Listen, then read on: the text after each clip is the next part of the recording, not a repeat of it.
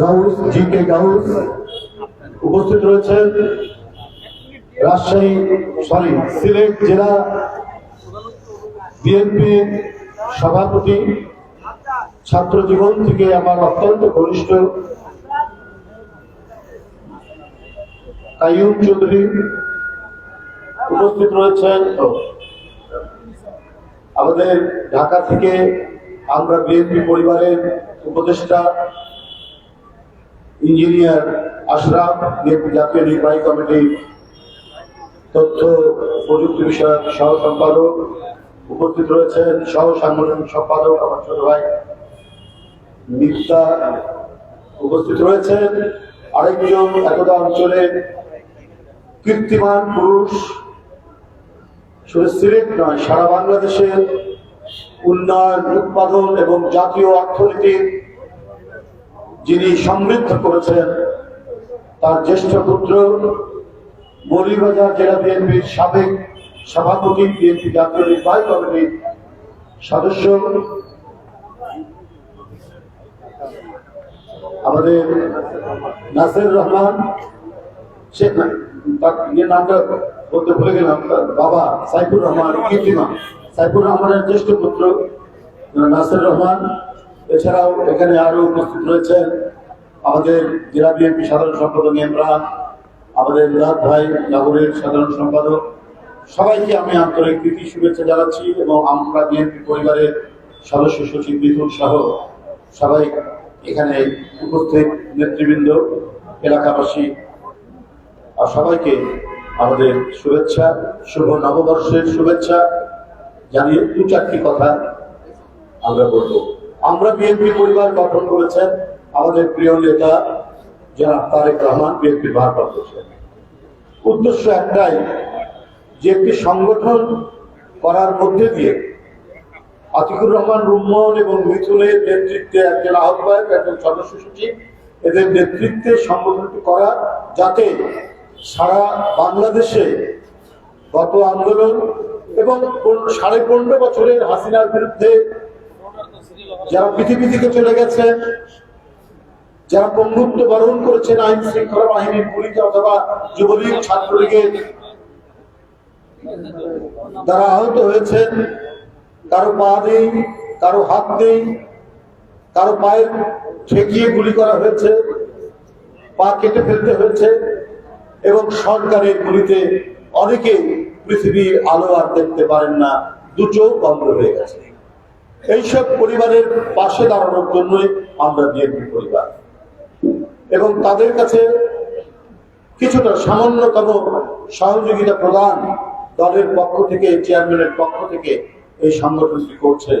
অত্যন্ত দ্রুত বেগে উল্কার মতো সারা বাংলাদেশে তারা ছুটে বেড়াচ্ছে এবং তাদের পাশে থাকার চেষ্টা করছে। আজকেও সিলেটের এক কৃতি সন্তান, বিশিষ্ট ক্রিকেটার ইমনে, তাকে হত্যা করা হয়েছে। তাকে যেভাবে হত্যা করা হয়েছে, তার পরিবারের পাশে দাঁড়ানোর জন্য, তাকে যেভাবে আহত করা হয়েছে, তাদের পাশে দাঁড়ানোর জন্য আমরা বিএনপি পরিবারের নেতৃবৃন্দ এখানে উপস্থিত হয়েছেন। আমরা তাদের সাথে এসেছি, এই সংগঠনের সাথে যারা বন্ধুরা আমার, এই যে পরিস্থিতি অসচ্ছল, হ্যাঁ, মানে যারা অসচ্ছল, যারা এই আহত হওয়া, জীবনে পঙ্গুত্ব বরণ করা, মানে ব্যয়ভার এটাকে বহন করার যাদের সক্ষমতা নেই, তাদের পাশে দাঁড়ানো হচ্ছে। ইমনের পরিবারও সেই। যাই হোক, এই যে কাজটি, এটি একটি মানবতা ধর্মী কাজ এবং এই কাজের জন্য তিনি যেমন রাজনৈতিক দল হিসাবে, দলের চেয়ারম্যান হিসাবে বিএনপিকে সবসময় নিয়োজিত রেখেছেন, ঠিক তেমনি একটি সংগঠন করে দ্রুত গতিতে যাতে তাদের কাছে পৌঁছানো যায় এই ব্যবস্থা করেছেন। আপনারা জানেন, সচিবালয়ে আগুন ধরে গিয়েছিল কয়েকদিন আগে। এই আগুন নেভাতে এসে ফায়ার ব্রিগেডের ফায়ার ফাইটার সে ট্রাকের চাপায় নিহত হয়। তারপরের দিনই আমরা বিএনপি পরিবার ছুটে গেছি এমনি ভাবে গত আন্দোলন এবং বিভিন্ন জাতীয় দুর্যোগ দুর্বিপাকে যারা প্রতিনিয়ত মৃত্যুর শিকার হচ্ছেন, হত্যাকাণ্ডের শিকার হচ্ছেন, নিহত হচ্ছেন, পঙ্গুত্ব বরণ করছেন, তাদের পাশে ছুটে যাওয়া। আজকে এই পরিস্থিতি কেন তৈরি হয়েছে? এই জন্যই তৈরি হয়েছিল যে আমাদের এই জাতির ঘাড়ে একটি জগদ্দল পাথর চেপে বসেছে। এই জগদ্দল পাথর এত ভারী,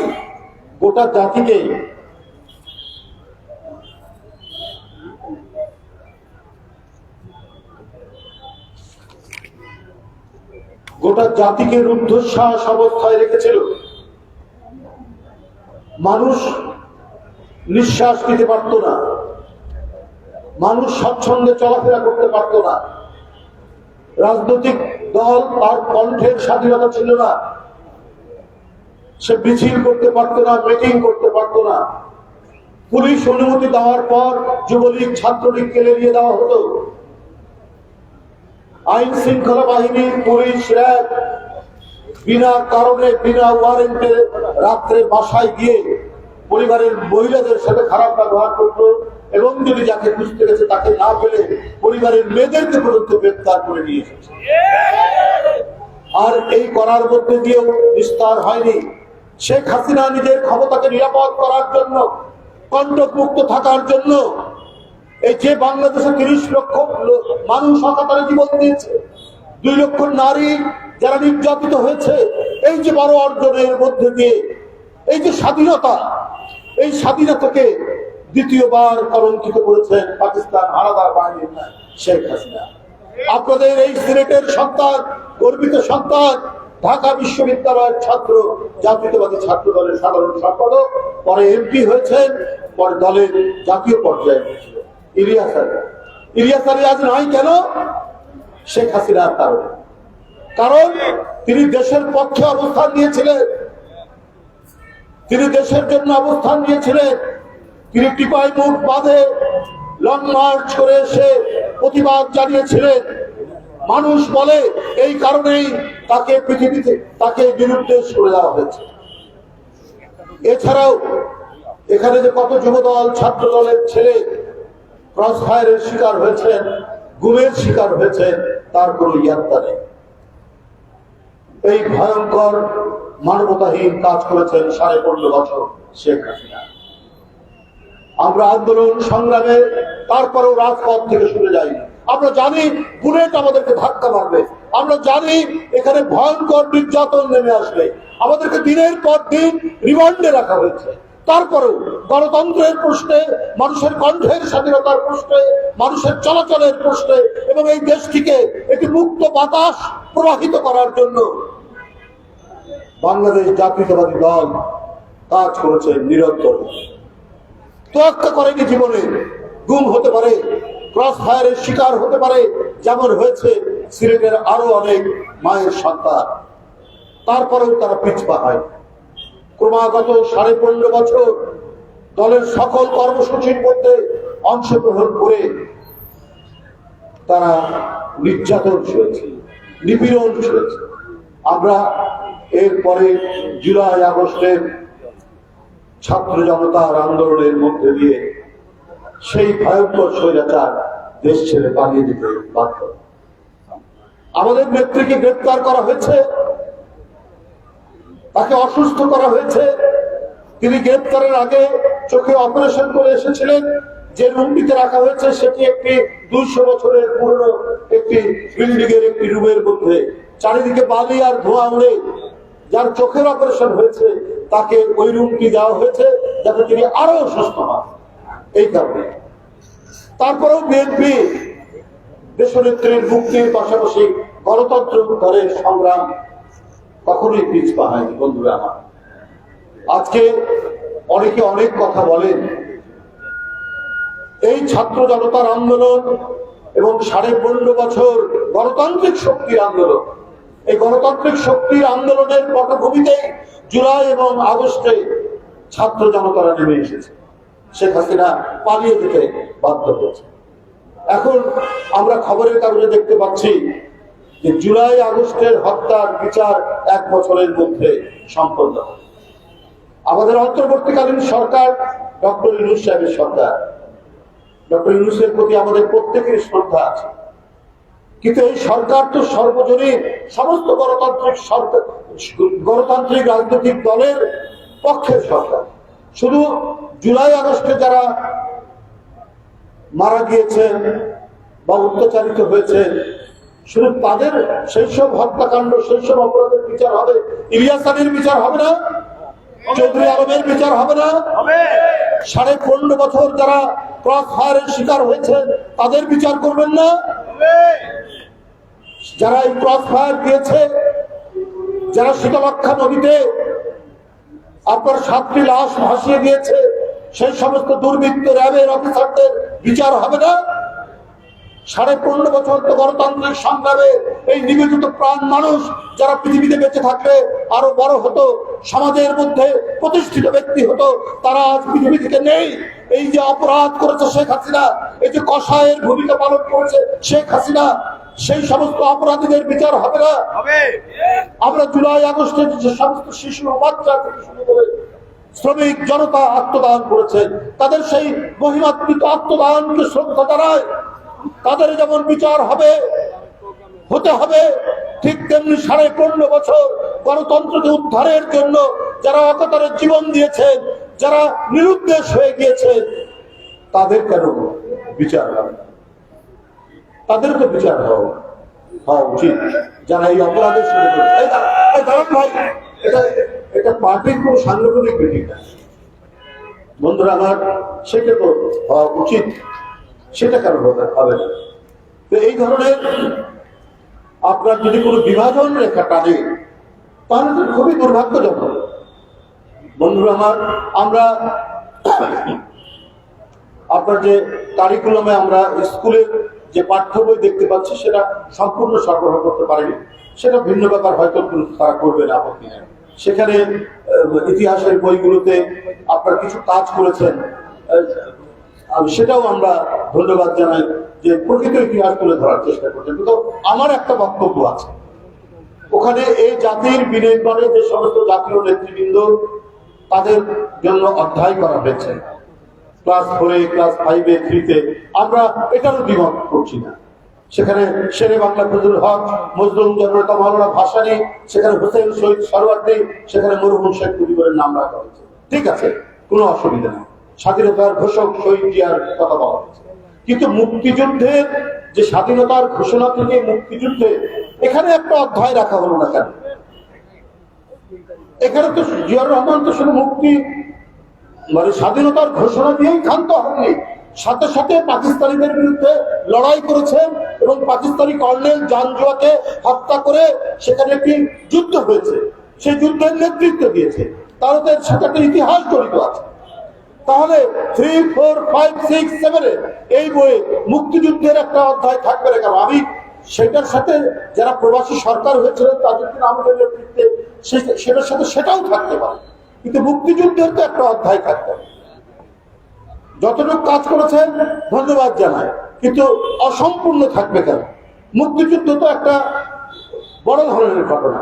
শেখ মুজিবুর রহমান স্বাধিকারের আন্দোলন করেছেন, সেটি একটি স্বাধীনতার জন্য একটি মাঠ প্রস্তুত হয়েছে, কিন্তু শেখ মুজিবুর রহমান, মরহুম শেখ মুজিবুর রহমান, তিনি স্বাধীনতা যুদ্ধের কোন বিশেষ ঘোষণা বা বিশেষ প্রস্তুতির কথা তিনি বলেননি, বা তোমরা সেই আহ্বান তো তার নাই।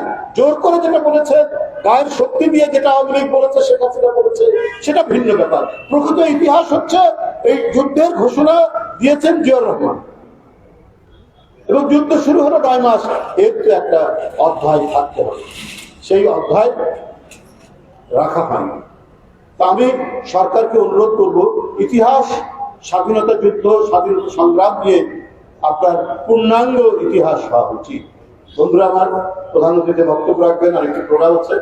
আমি শুধু এটুকুই বলবো, একটি রাজনৈতিক দল আমি দেখলাম, এটা আমার কাছে বিস্ময় লেগেছে, যে দেশপ্রেমিক তারা আর সেনাবাহিনী, সেনাবাহিনী দেশপ্রেমিক নিঃসন্দেহে, কারণ তাদের পূর্বসূরীরা এই বাংলাদেশ নির্মাণে জীবন বাজি রেখে যুদ্ধ করেছে, তারাই স্বাধীনতার ঘোষণা দিয়েছে। মেজর জিয়াউর রহমান অন্যতম একজন সেই সেক্টর কমান্ডার যিনি স্বাধীনতার ঘোষণা দিয়েছেন।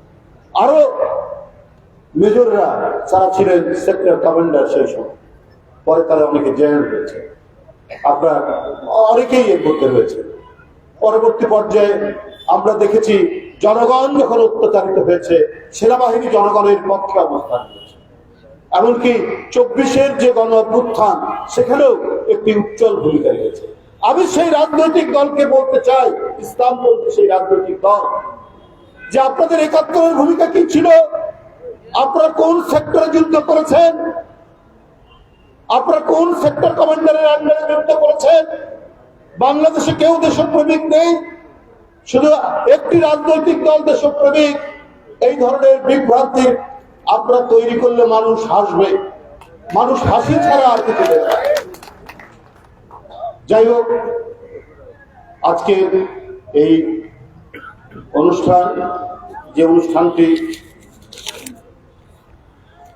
ক্রিকেটের জাতীয় ক্রিকেটার ইমনের অসচ্ছল পরিবারকে জনাব বিএনপির ভারপ্রাপ্ত চেয়ারম্যান তারেক রহমান শুভেচ্ছা এবং যেটি উপহার পাঠিয়েছেন, সেই উপলক্ষে ছোট্ট অনুষ্ঠানের সংশ্লিষ্ট সকলকে ধন্যবাদ জানাচ্ছি এবং সিলেট জেলা বিএনপি এবং মহানগর বিএনপি যারা সহযোগিতা করছেন প্রত্যেককে আন্তরিক ধন্যবাদ জানিয়ে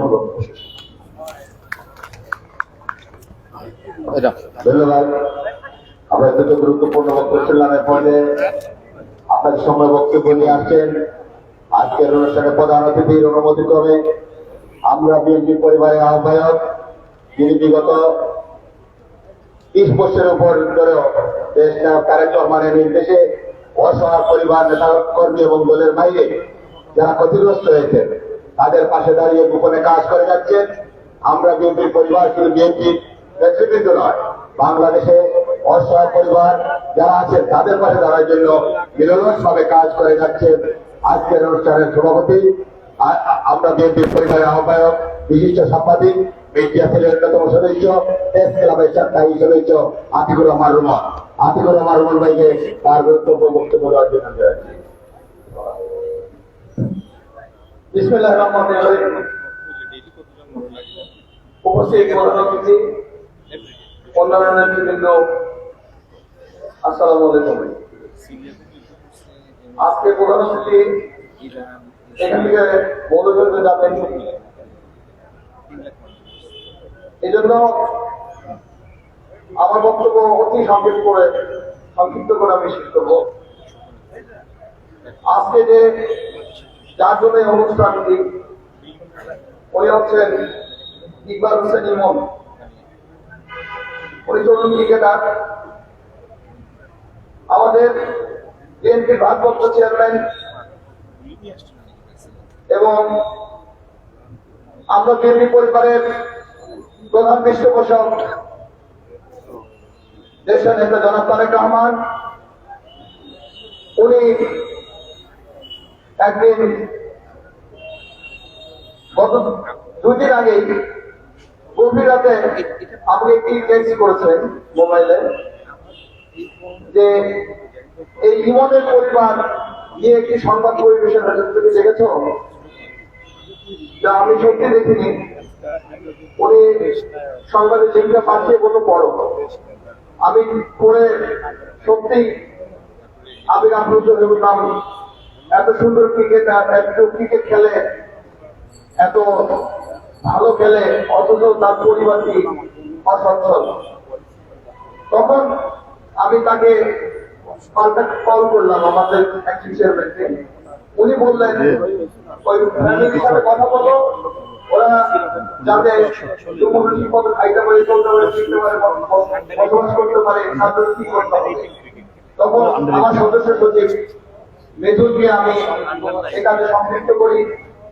মেজুর কথা বলার পরে তার পরিবার আমাদের কাছে যাতে স্বচ্ছভাবে চলতে পারে এই কথাটি বলার পরে আমরা তাদের জন্য একটু শুভেচ্ছা উপহার নিয়ে আসছি। উপহারটা আপনারা দেখতে পারবেন। তো এখানে যে কথাটা আমি বলার জন্য কথাটা বলতে, সেটা হচ্ছে আমাদের বিএনপির একটি চেয়ারম্যান জনাব তারেক রহমান, আসলে উনি হাজার হাজার মাইল দূরে থাকলেও ওনার মনটা পড়ে আছে কিন্তু এই দেশকে নিয়ে। এই দেশকে ঘিরে তার চিন্তা, এই দেশকে ঘিরে তার ভাবনা। উনি এই দেশকে ঘিরেই সারাক্ষণ তার মাথা বলে চিন্তা হয়। উনি কিন্তু প্রবাসে বসে বসে বসে সময় কাটাচ্ছেন না। উনি ওখান থেকেই এখানে নেতৃত্ব দিয়েছেন। যে আন্দোলনে এই সরকার, প্রকৃত সরকার এই দেশ ছেড়ে যেতে বাধ্য হয়েছে, তার রূপকার কিন্তু জনাব তারেক রহমান।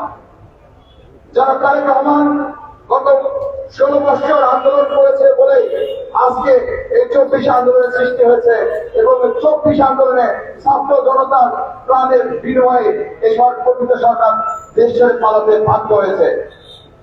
আমি বক্তব্য আর বাড়াবো না, আমি শুধু বলবো জনাব তারেক রহমানের জন্য আপনার সবাই দোয়া করবেন, উনি যেন সসম্মানে এই দেশে আসতে পারে এবং এই দেশের নেতৃত্ব দিতে পারে। সবাইকে ধন্যবাদ। আসসালামু আলাইকুম।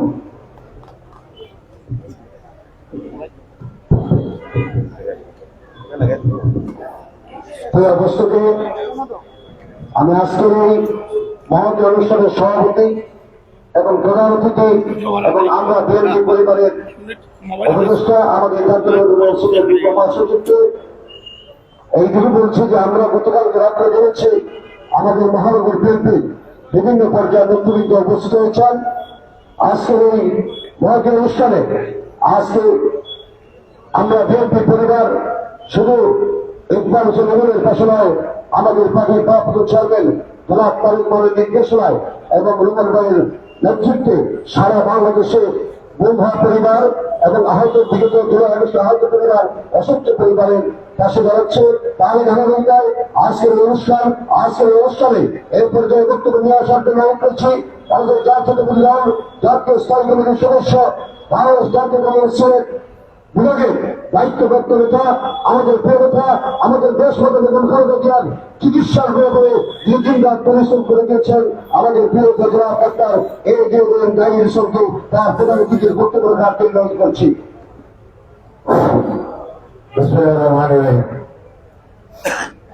আমরা বিএনপি পরিবার কর্তৃক আয়োজিত আজকে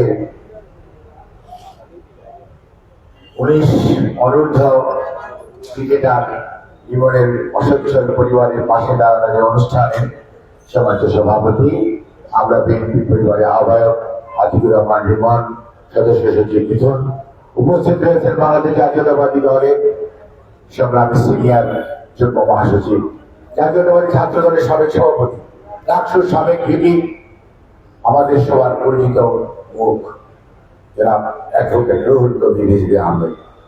উপস্থিত রয়েছেন আপনাদের প্রিয় নেতা খন্দকার আব্দুল মালিকের জ্যেষ্ঠ যোগ্য সন্তান জনাব খন্দকার আব্দুল মুক্তাদির। উপস্থিত রয়েছেন আমাদের সাংগঠনিক সম্পাদক হবিগঞ্জে বারবার নির্বাচিত সাবেক মেয়র জিকে ঘোষ। উপস্থিত রয়েছেন আমাদের 2 জন সহ সাংগঠনিক সম্পাদক জনাব মিফতাহ সিদ্দিকী এবং জনাব কলিমুদ্দিন আহমেদ মিলন। উপস্থিত রয়েছেন আপনাদের প্রিয় নেতা সিলেট মহানগর বিএনপি সম্মানিত ভারপ্রাপ্ত সভাপতি ফয়েজ নদী এবং সিলেট জেলা বিএনপি নির্বাচিত সভাপতি জনাব আব্দুল কাইয়ুম চৌধুরী। উপস্থিত রয়েছেন নির্বাহী কমিটির 2 জন সদস্য জনাব মিজানুর রহমান এবং আমাদের মৌলভীবাজার জেলা বিএনপির সাবেক সভাপতি মরহুম সাইফুর রহমান স্যারের জ্যেষ্ঠ পুত্র জনাব নাসির রহমান। উপস্থিত রয়েছেন 4 জন সদস্য আছে আমাদের হাজি মুজিব, শ্রীমঙ্গলের হাজি মুজিব ভাই সদস্য সাধারণ সম্পাদক হিসেবে উপস্থিত রয়েছেন ইমরান হোসেন চৌধুরী এবং ইমরান আহমেদ চৌধুরী। আর আমরা বিএনপি পরিবারের আরেকজন উপদেষ্টা আমাদের প্রকৌশলী আশরাফ ভাই এখানে উপস্থিত রয়েছেন, আপনার পরিবারের সম্মানিত সদস্যরা এবং বিএনপি পরিবারের সিলেট মহানগর এবং বিশেষ করে মৌলভীবাজারে এখানে উপস্থিত আছে সাধু, মানে আপনার বড় লেখা যে চিনি জীবনের বাড়ি কিন্তু বড় লেখা যেটা কোথায়? রাজনগর। যাই হোক, মানে বলিবাজার জেলায় এবং সাধু এখানে উপস্থিত আছে। আরো আপনারা সম্মানিত বিএনপি নেতৃবৃন্দ, অন্যান্য অঙ্গ সহযোগী সংগঠনের নেতৃবৃন্দ আছেন এবং সাংবাদিকরা। আসসালামু আলাইকুম।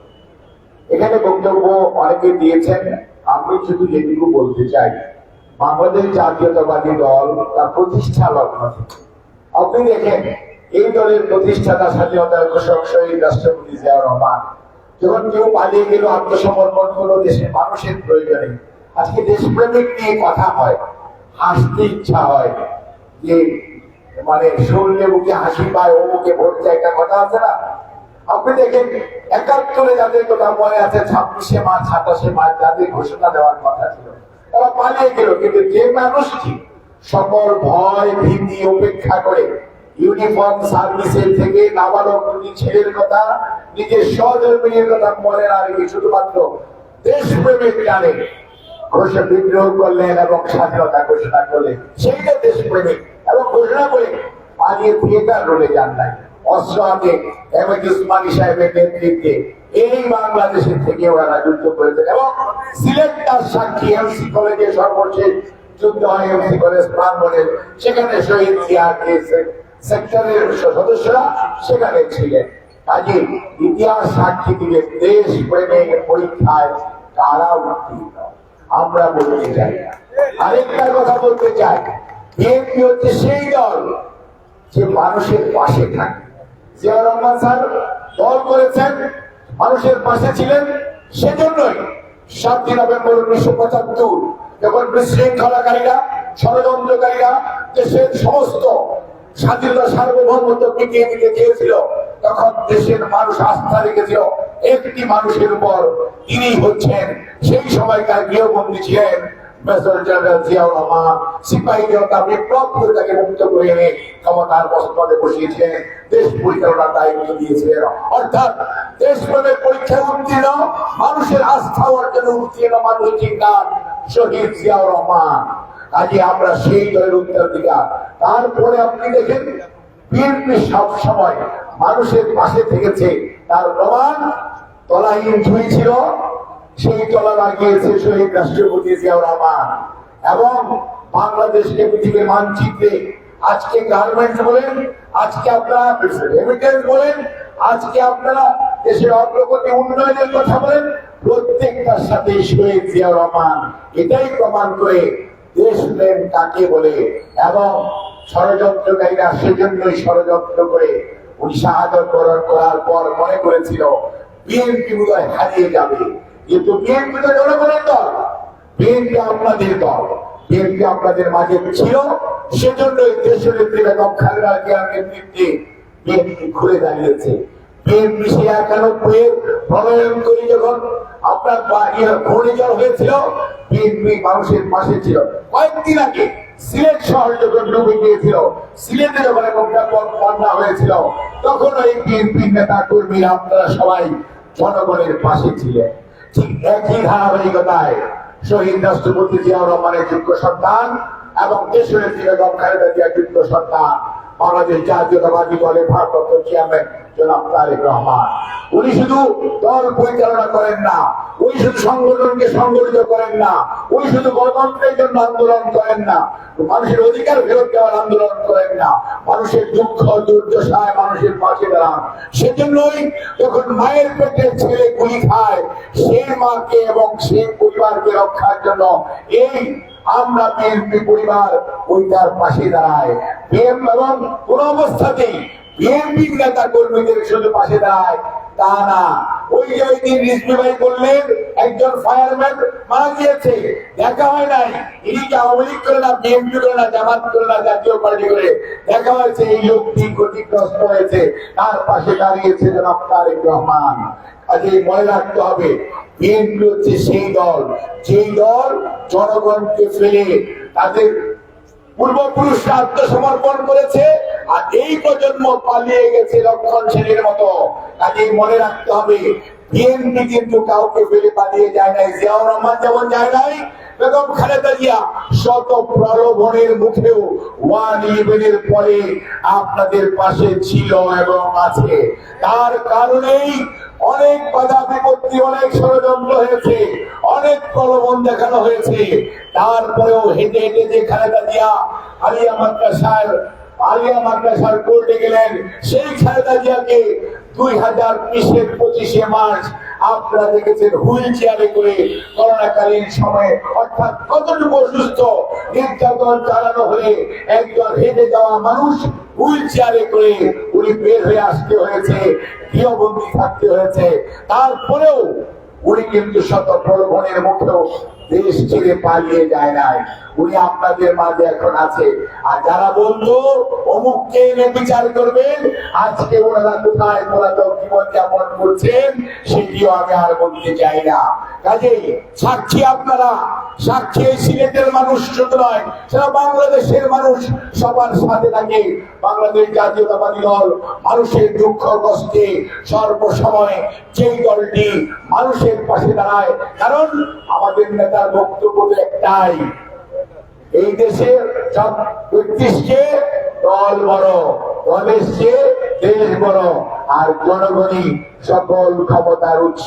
সেজন্যই জনাব তারেক রহমান আর দলকে নয়, দেশের মানুষকে, জনগণের পাশে দাঁড়ানোর জন্য উনি ওনার দলকে যেমন সম্পৃক্ত করেছেন, ঠিক একইভাবে আমরা বিএনপি পরিবার আজকে শুধু নয়, দীর্ঘদিন যাবৎ বাংলাদেশের প্রত্যন্ত অঞ্চলে ঘুরে ঘুরে শুধু কষ্ট, আহত, শহীদ এবং বন্ধুত্ব বরণকারী অসচ্ছল বিভিন্ন পর্যায়ে নেতা কর্মী সহ সাধারণ মানুষের পাশে দাঁড়ানো সংগঠনটির নাম আমরা বিএনপি পরিবার। কাজে মনে রাখতে হবে, বিএনপি খালি সুদিনে আপনার পাশে থাকে না, বিএনপি দুর্দিনেও ছিল। তার প্রমাণ এই যে সিলেটের কয়েকদিন আগের বন্যার সময় বিএনপির কোনো সুদিন ছিল না, বিএনপির নেতা কর্মীরা কথা বলতে পারতো না, পাখির মতো গুলি করা হতো, টিয়ার গ্যাস মারা হতো, তারপরেও এই বিএনপির নেতা কর্মীরা আপনাদেরকে সাথে নিয়ে এই মানুষগুলোর পাশে দাঁড়িয়েছে, সাধ্যমতো আপনাদের সেই মানুষগুলোর কষ্ট লাঘব করার চেষ্টা করেছে। কাজেই আমরা শেষ কথা যেটি আমি বলতে চাই, রিজভী ভাই বলেছেন যে 1 বছরের মধ্যে নাকি জুলাই আগস্টের বিচার হবে, কিন্তু মনে রাখতে হবে অন্যায় অন্যায়, পাপ পাপী। কাজেই গত 15.5 বছর যত নির্যাতন, হত্যা, খুন হয়েছে, যত মিথ্যা গায়েবী মামলা হয়েছে, লক্ষ লক্ষ কোটি টাকা বাংলাদেশ থেকে পাচার করা হয়েছে, প্রতিটি জিনিসের বিচার এই বাংলার মাটিতে হতে হবে। আপনাদের সবাইকে ধন্যবাদ। সেই সাথে আমরা বিএনপি পরিবারকে আমি ধন্যবাদ জানাই, কৃতজ্ঞতা জানাই, এবং বিশেষ করে রিজভী ভাই তার ব্যস্ততার মাঝেও এখানে উপস্থিত হয়েছেন এবং আপনারা যারা উপস্থিত হয়েছেন, ইমনের পরিবার যে আমাদেরকে যে সুযোগ দিয়েছে বিএনপি পরিবারকে তাদের পাশে দাঁড়ানোর জন্য, সেজন্য তাদেরকে অনেক অনেক ধন্যবাদ। আল্লাহ হাফিজ। বাংলাদেশ জিন্দাবাদ, বাংলাদেশ জাতীয়তাবাদী দল জিন্দাবাদ, আমরা বিএনপি পরিবার জিন্দাবাদ, শহীদ অমর হোক দেশের বেগম খালেদা জিয়া জিন্দাবাদ, জনাব তারেক রহমান জিন্দাবাদ। ধন্যবাদ। অনুষ্ঠানের প্রধান অতিথি অত্যন্ত গুরুত্বপূর্ণ বক্তব্য দিলেন। আমরা বিএনপি পরিবারের প্রধান পৃষ্ঠপোষক, বাংলাদেশ জাতীয়তাবাদী দল বিএনপির ভারপ্রাপ্ত চেয়ারম্যান, আগামী দিনের রাষ্ট্রনায়ক, দেশ নায়ক তারেক রহমানের পক্ষ থেকে ইমনের পরিবারকে যদি অটোরিক্সা উপহার দিয়ে অটোরিক্সা চাবি হস্তান্তর করা হবে। আমি বাবাকে অনুরোধ করবো মঞ্চের সামনে আসার জন্য। আমি আমাদের সামনে সামনে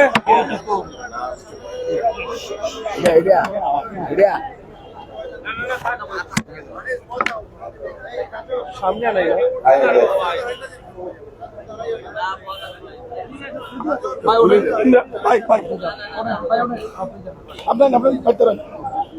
এখন আমাদের আমরা বিএনপি পরিবারের পক্ষ থেকে দেশ নায়ক তারেক রহমানের পক্ষ থেকে দুটি অটোরিক্সা চাবি হস্তান্তর করা হচ্ছে ইমনের পরিবারকে। আমি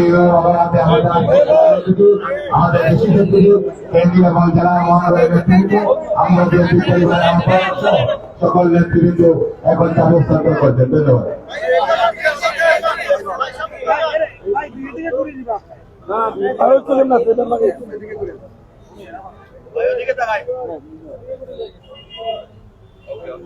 ওকে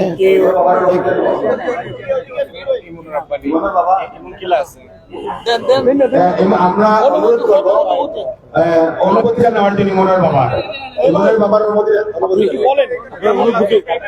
এদিকে বলেন আপনার অনুভূতিটা আপনি যে রহমান সাহেব দিলেন কেমন লাগছে? বলেন সিলেটি ভাষায় সিলেটি ভাষায় বলেন। পাশে দাঁড়াইছেন, আমি অনেক খুশি। আর আমার এটাই বলবো যে আমার ছেলের জন্য আপনারা দোয়া করবেন, সবাই কাছে আছেন। জি ধন্যবাদ।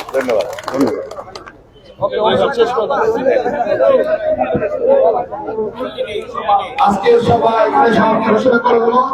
উপস্থিত সাংবাদিক এবং সুধীর আসার জন্য